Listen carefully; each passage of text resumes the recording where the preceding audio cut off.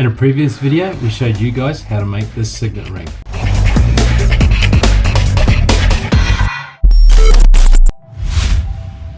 Now it's cast, I want to show you guys how to clean it up. Are you for real? Next, I'll work on the inside. First, I need to clean up the inside with the file. Next, we need an emery to get rid of those file marks. I'm using 180 first, then switching it out to some 600 grit. First I'm going to see if it fits. Oh, perfect fit! Now what I'm going to do is I'm going to put it on the mandrel to make sure it's perfectly round. A few hits and now it's round. Now it's time to remove the sprue. The file is going to take care of that, and now it's like it was never there. Onto the burnishing, I'll use this burnishing wheel. This will take care of any porosity, removing any imperfections in the metal. Now let's get sanding, starting with 180 grit, then finishing it off with 600 to refine the surface. Here I'm wrapping the file in sandpaper so I can get a flat surface on the top of the signet ring. Then it's into the tumblers.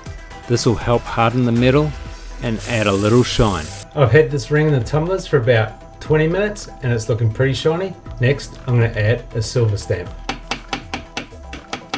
But we still need a polish on the buffing motor to get that high shine. After polishing, it needs to go in the ultrasonic cleaner to remove any polishing compound. Now let's add some patina to darken the engraving.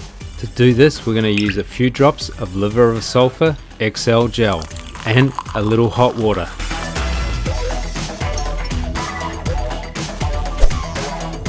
Now this is going to pop once we've done the final polish.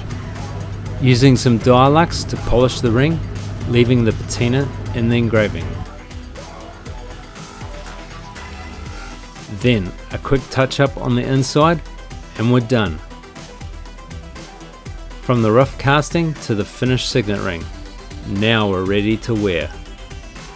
And here's how it turned out.